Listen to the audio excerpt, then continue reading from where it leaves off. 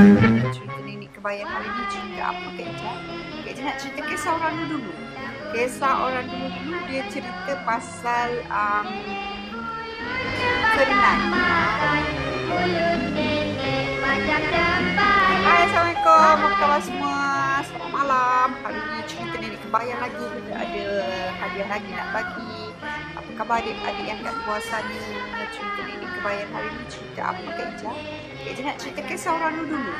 Kisah orang dulu dia cerita pasal Kenan. Saya tak tahu korang pernah dengar ke tidak perkataan terkenan ni. Tapi orang dulu-dulu cukup-cukup takut sangat kalau dengar cerita pasal Kenan. Orang dulu-dulu dia orang banyak pantang larang untuk mengelakkan daripada terkenan. Kan? Jadi Kak Ija nak tahu siapa-siapa yang ada dengan Kak Ija, siapa-siapa yang ada dengan Kak Ija, minta tolong komen-komen sikit. Minta tolong hai, komen-komen. Kan? Tangkap. Komen-komen please. Hai. Kita tunggu sikit lagi orang masuk untuk kita berkongsi hari ni pasal Kenan. Dan Kak Ija ada hadiah juga nak bagi pada mereka-mereka yang bakal melahirkan. InsyaAllah kita ada lagi pampers nak bagi untuk newborn baby. Okay? Jadi siapa-siapa yang bertuah hari ni insyaAllah akan dapat newborn baby punya pampers lagi. Kan? Jadi cerita pasal Kenan. Apa tu Kenan Kak Ija? Kan? Apa tu Kenan? Orang zaman dulu-dulu, pada zaman dahulu, cerita pada zaman dahulu.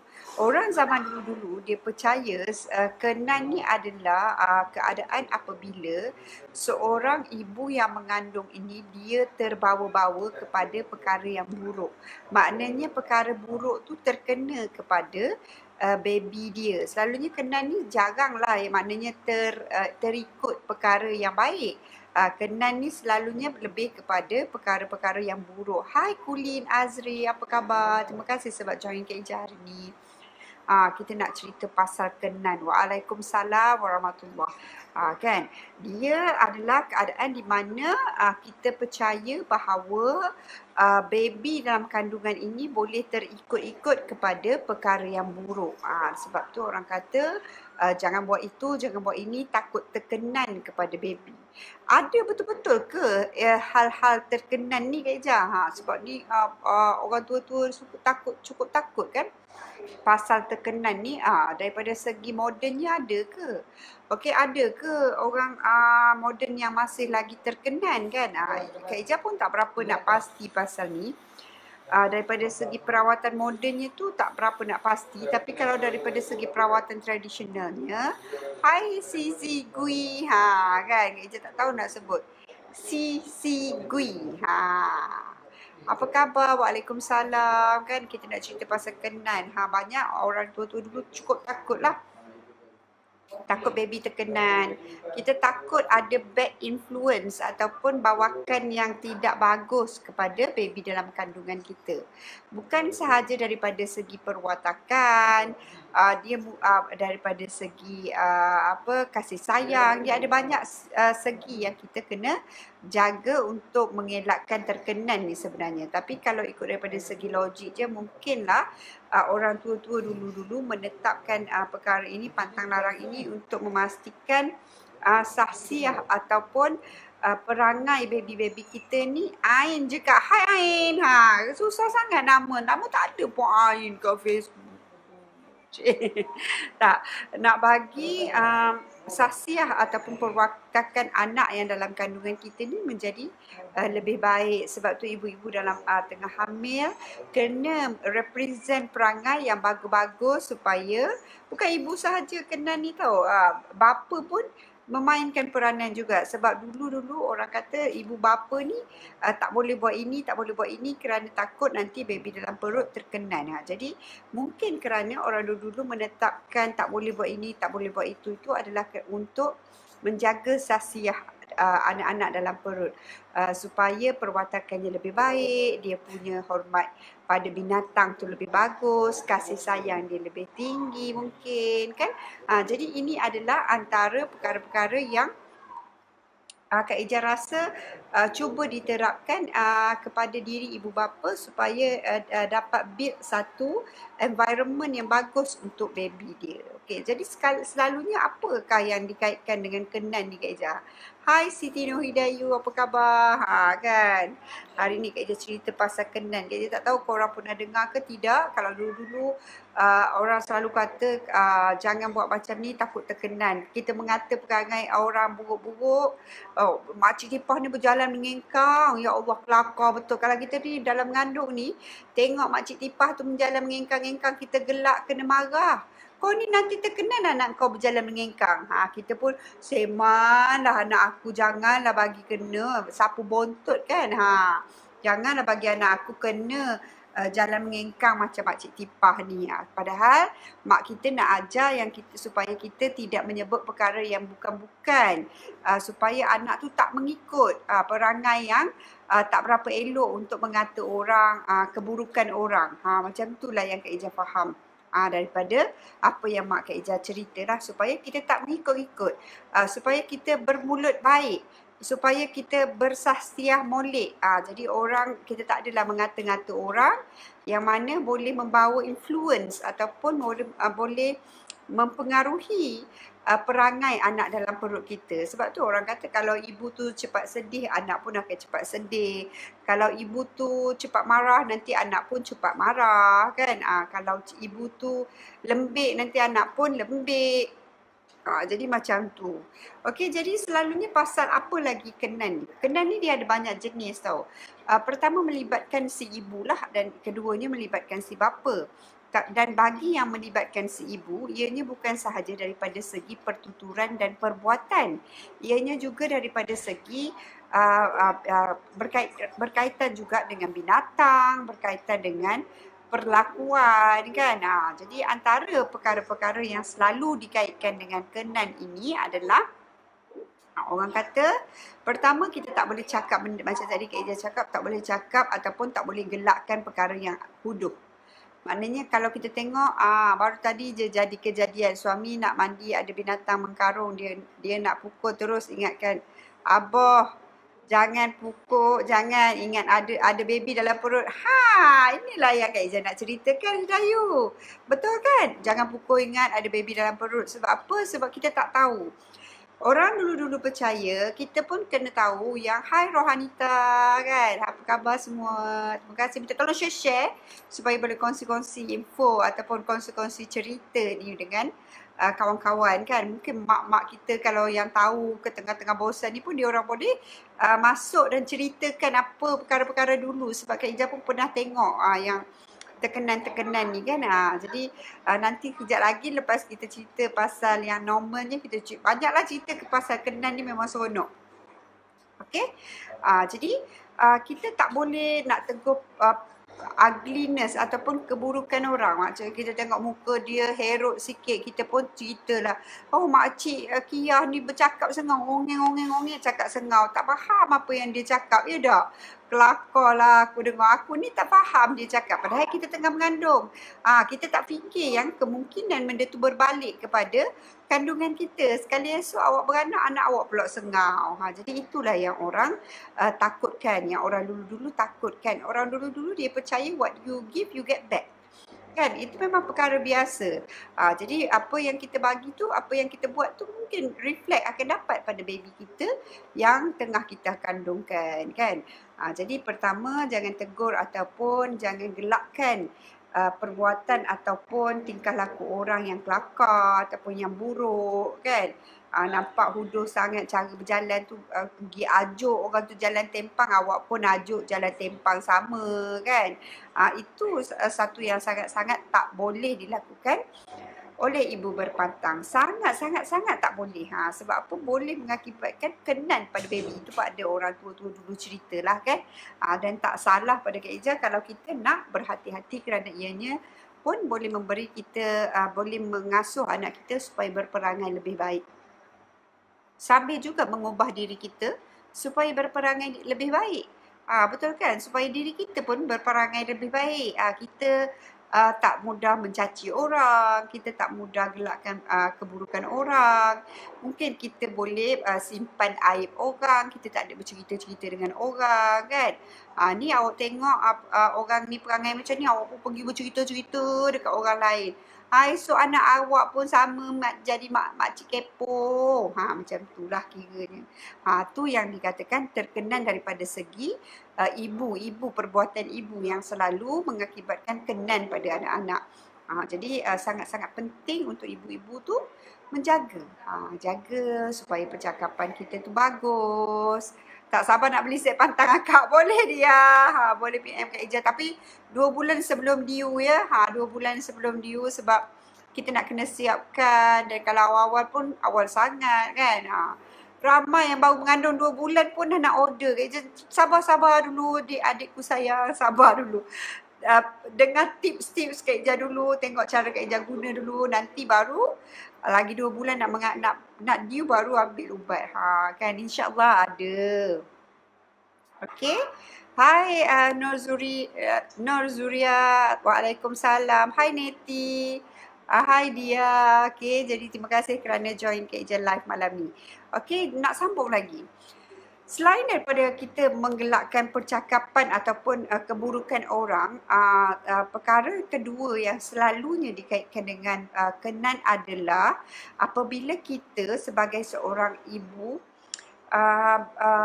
contohnya kita pergi tengok binatang lah. Binatang ni sangat synchronize dengan kenan tau. Binatang ni sangat-sangat synchronize dengan kenan. Kita tak boleh menzalimi binatang. Okey, ibu-ibu yang dalam pantang sila ambil tahu yang sama ada ibu ataupun suami, isteri ataupun suami yang ada baby dalam kandungan, kita tak boleh menzalimi binatang. Dan binatang-binatang yang selalunya berkaitan dengan kenan ni, yang selalunya sangat-sangat dekat dengan kenan ini adalah monyet, adalah apa lagi ya? Ular, ada macam monyet, ular, dia ada beberapa binatang yang selalu berkait rapat dengan kenan ni. Binatang-binatang yang selalunya boleh membawa jin bersama dia. Kita tak tahu itu binatang ataupun jin. Boleh jadi kita pukul jin tapi kita tak tahu kita pukul. Kita ingat binatang tapi kita rupanya jin yang datang rumah kita, kita pukul. Dan contohnya dia mendoakan perkara yang tidak baik kepada kandungan kita. Macam tadi Idayu kata binatang bengkarung masuk, dia nak pukul, terus ingatkan abah jangan ada baby dalam perut. Ini boleh, ini adalah salah satu senario yang selalunya terjadi. Dia orang tak fikir, dia orang pukul dan mungkin benda tu mendoakan perkara yang tidak baik kepada kandungan kita. Dan Kak Ija pernah nampak, Kak Ija pernah clear sangat Kak Ija nampak seorang kanak-kanak dia terkenan biawak padang pasir. Kalau orang cakap sekarang kata tak logik kan, tapi benda itulah yang terjadi yang Kak Ija pun nampak dan dia anak kepada 2 pupu Kak Ija.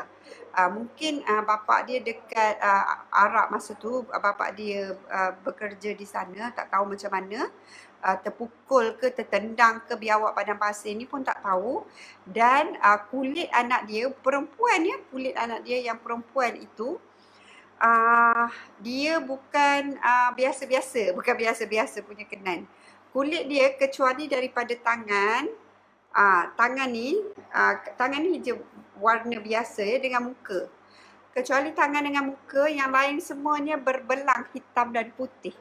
Berbelang. Betul Kak Ija tak tipu, Kak Ija tengok sendiri dengan mata kepala Kak Ija, budak tu dia berbelang dekat sini dia berbelang hitam putih macam jalur-jalur tu.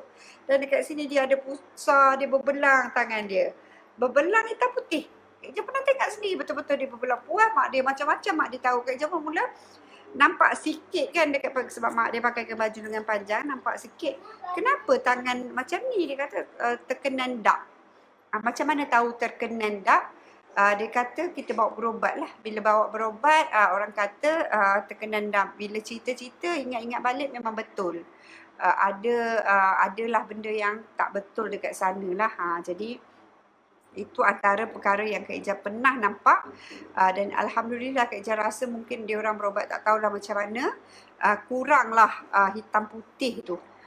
Kuranglah, Kak Ijah dah lama pun tak jumpa, tak tahu macam mana keadaan budak tu sekarang. Macam tu.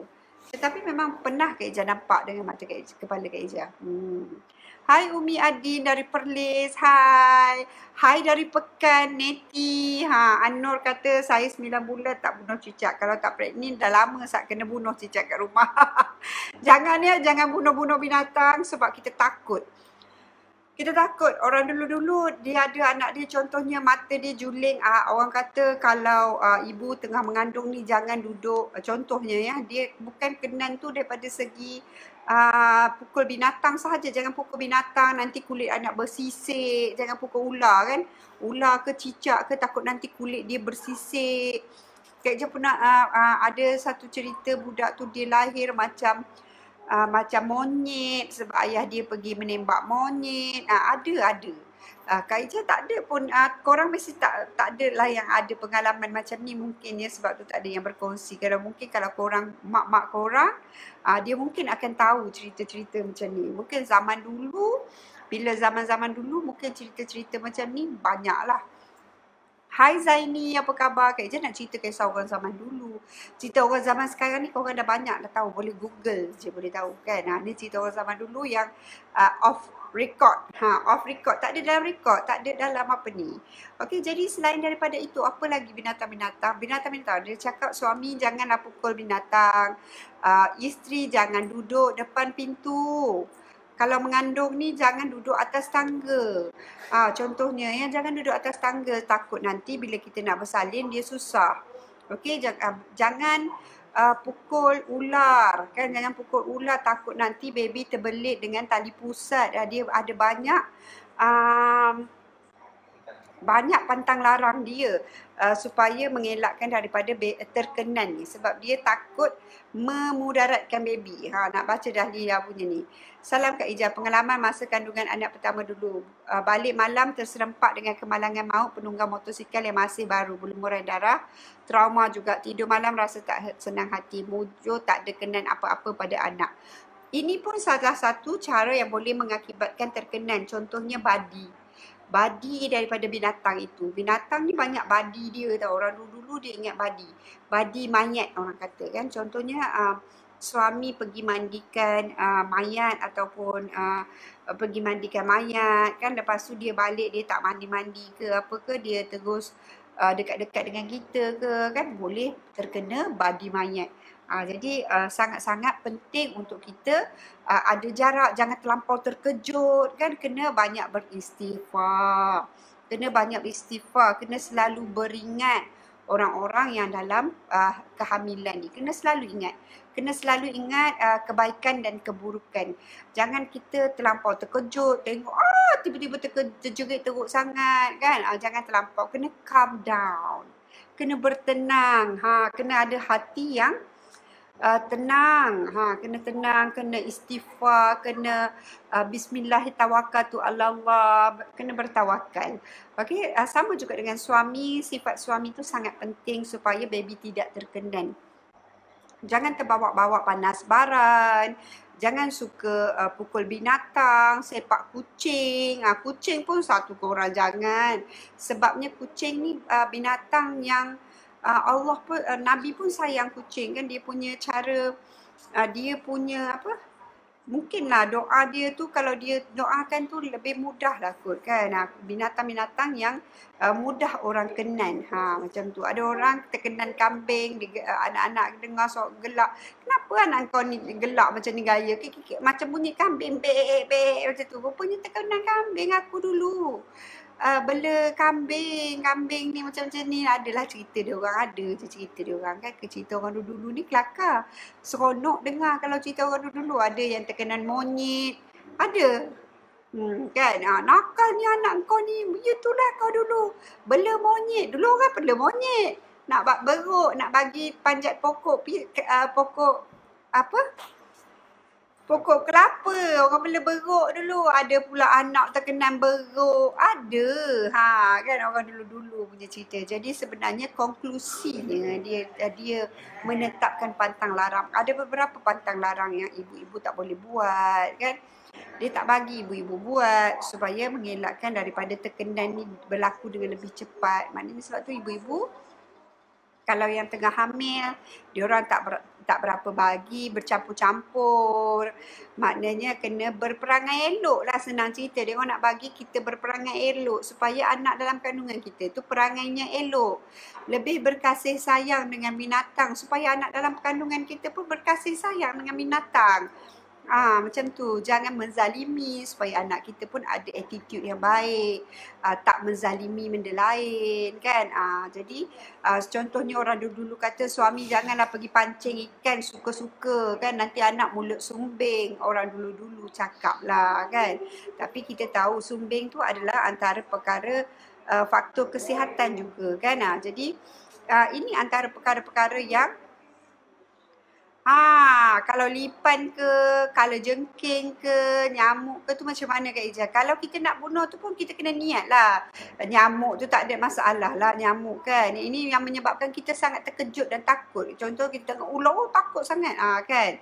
Selalunya mengakibatkan pertukaran emosi kepada kita kan. Kalau lipan, kalau suami rasa nak bunuh tu, katalah aku bunuh untuk keselamatan keluarga aku kan. Melainkan kalau kita ada benda tu mendatangkan kemudaratan kan. Macam ular pun, nak bunuh ular pun kita kena ada cara dia. Bukan main boleh terus pancung je kepala ular. Kena cakap dulu dengan ular. Ada binatang-binatang yang kita kena tanya dia dulu kalau dia masuk rumah kita. Contohnya ular. Kalau engkau ni ular, kau tunggu situ. Kalau engkau bukan ular, kau pergilah. Kalau engkau ular, kau tunggu aku nak bunuh engkau. Kita kena bagi tahu dulu. Kalau dia tak pergi juga tu maknanya dia ular. Kalau dia pergi hilang tu maknanya dia bukan ular. Kalau kau nak lalu saja kau pergi. Kan kita kena tahu adab. Dia kena ada dia punya cara. Dia ada dia punya ialah dia punya cara ataupun dia punya adab dia. Dia ada dia punya apa orang panggil? Yang kita tanya dulu ular, dia ada dia punya aturan dia. Semua benda dia ada aturan. Nak semayang pun dia ada aturan kan. Ambil basuh muka dulu, basuh tangan dulu, baca bismillah. Macam tu semua kena ada aturan. Sama juga macam kalau binatang berbisa masuk dalam rumah kita, ada juga aturannya yang kita kena buat. Terutama kalau ular, kalau benda-benda yang berkaitan dengan jin. Yang jin suka merupa lah kan. Okey? Jadi ini yang kita nak cerita pasal kenan. Banyak sebenarnya kisah orang-orang yang terkenan ni zaman dulu kala. Banyak diceritakan. Ini adalah antara perkara-perkara yang banyak diceritakan oleh orang tua-tua. Takut kenan. Sekarang apa yang dia orang selalu ajar kita supaya elakkan kita terkenan ni Kak Ija? Contohnya kan. Kalau kita kata kita nak tergelak sangat tengok, orang punya perangai huduh lah, kata kelakar sangat aku tengok muka buruk nah kau ni kan, gelak. Seman anak aku, janganlah bagi anak aku kena macam ni. Kita kena selalu ingat, janganlah sapulah belakang kan, sapu belakang punggung kita, orang tua-tua dulu ajarkan kan. Jadi ada beberapa cara lagi yang diajarkan. Contohnya kalau orang tua-tua dulu kata kalau kita ni nak makan benda yang kita tak tahu dalam pantang kan, kita boleh bentan bumi, bentanlah aku. Dia adalah dia punya jampi dia tu. Dia adalah dia punya percakapan ataupun jampi dia tu yang diajarkan kepada kita.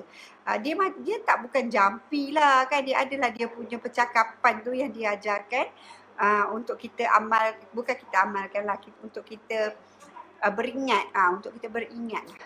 Sebenarnya dia nak suruh beringat, bukan kata tak boleh, tapi beringat yang kita tak boleh bunuh tu dalam hati yang rasa kejam, macam tu.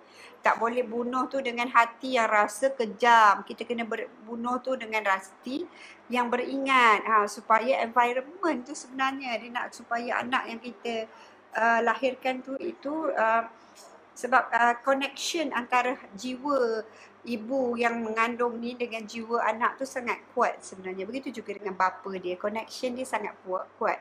Dalam kandungan ni baby akan macam mirrorize, maknanya meniru kita.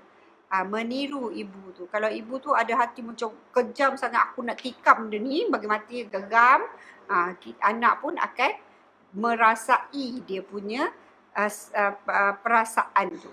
Jadi kita tak nak tak nak ajarkan baby yang di dalam kandungan tu dengan perkara-perkara yang tak elok. Macam itulah yang dicakapkan dengan kenan orang dulu. Kenan. Terkenan monyet lah, terkenan beruk lah, terkenan ular lah, terkenan dap. Kak Ija pernah tengok betul yang terkenan dap tu. Kan? Maknanya memang, ini masa tu Kak Ija muda lagi. Muda remaja lagi. Masa tu tak muda remaja. Teruknya, kesiannya baby ni kan. Dah hitam putih macam ni, macam chest ni macam ni. Hitam gini tau. Bukan hitam biasa. Hitam gini. Macam ni badan dia. Belang. Memang Kak Ija pernah tengok. Sangat-sangat shocking lah, maknanya terkejut Kak Ija. Jadi bila orang kata pasal kenan, baru Kak Ija kata tanya dengan mak Kak Ija, mak kenapa anak apa ni tu macam tu, dia kata terkenan. Jadi bila sebut terkenan tu barulah kita faham lah pasal kenan tu macam mana. Jadi ini yang Kak Ija nak kongsikan kepada korang supaya kesimpulannya apa Kak Ija? Kesimpulannya supaya ibu-ibu yang tengah hamil ni tunjukkan perangai yang bagus untuk anak dalam kandungan. Buat perangai yang bagus, jangan terlampau cengeng, jangan terlampau garang, jangan jaga mood kita. Kerana mood kita ni akan reflect pada baby dalam kandungan. Dia sebenarnya macam tu saja yang nak diketengahkan oleh orang tua. Kita kena hati nurani yang lembut. Tengok kucing rasa sayang, tengok anjing rasa sayang. Bukan kata anjing tu najis kau nak kena pepah dia dengan kayu, tidak kan. Tak suruh pun buat macam tu kan. Antara binatang-binatang yang kita tak boleh sakiti kan. Jangan sakiti dia orang. Sebabnya kita takut benda tu reflect kepada anak kita. Tak nak nanti anak kita lahir dengan perangai yang rebellious ataupun tantrum memanjang. Kan, nak berguling saja sebab kau dalam mengandung pun sibuk tantrum. Orang dalam mengandung pun sibuk tantrum, anak lahir pun tantrum lah. Macam tu kan. Jadi kesimpulannya itulah, kita kena tunjukkan perangai yang bagus ketika hamil, jaga mulut.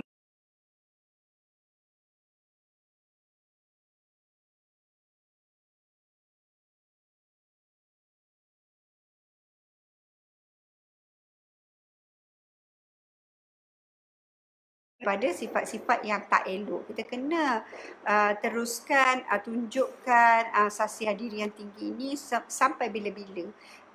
Supaya anak kita tu terus ikut. Daripada dalam kandungan pun kita dah ajar dia supaya bercakap lembut-lembut, supaya tidak mengata orang, tak adalah kita mencemoh orang kan. Kita tidak menggelakkan kepada kekurangan orang, kita tak menggelakkan kepada kehuduhan orang kan, aib-aib orang. Ini adalah cara mendidik dalam anak dalam kandungan juga. Macam tu, supaya anak kita pun nanti ada perangai yang bagus macam tu. Okey? Jadi itu sahaja perkongsian Kak Ija untuk hari ini. Siapa yang bakal melahirkan, tolong tulis kat bawah tu bakal melahirkan, sebab Kak Ija nak bagi pampers lagi. Sempena 70,000 fans ni, bulan ni Kak Ija nak bagi beberapa pampers untuk mereka-mereka yang bakal melahirkan. Mungkin boleh mengurangkan bebanan PKP, insyaAllah Kak Ija nak bantu korang nak bagi pampers. Okey, jadi siapa yang type bakal melahirkan, nanti Kak Ija akan WhatsApp siapa yang, ataupun Kak Ija akan message korang siapa yang dapat. Okey, jadi sekian dulu untuk hari ni. Bagi adik-adik yang belum dapatkan set berpantang, boleh dapatkan daripada www.keepdara.com. Nak tengok balik tips-tips Kak Ija, macam mana Kak Ija nak tengok balik tips-tips Kak Ija, boleh tengok daripada tengok dekat YouTube channel Kak Ija, keepdara.com. Keep Dara. Jangan lupa subscribe. tak subscribe tak boleh tengok YouTube. Kece kononnya lah kan. Okey, jadi sekian dulu daripada Kak Ijah. Bakal melahirkan bulan November. Lama lagi tu kan. Kena bersabar dulu tu. Kan boleh dengar dulu tips-tips. Kak Ijah ajarkan macam mana. Nanti kita ajarkan tips-tips yang lain. Tapi cerita nenek kebaya 2-3 hari ni Kak Ijah nak cerita pasal lama-lama ni. Kan. Supaya korang tahu apa yang orang dulu selalu tekankan. Okey? Jadi sekian dulu daripada Kak Ijah malam ni. Jumpa lagi besok pukul 10 malam. Terima kasih sebab join Kak Ijah dalam Borak Nenek Kebaya. Okey? Bye-bye semua. Terima kasih for your time. Kita jumpa esok.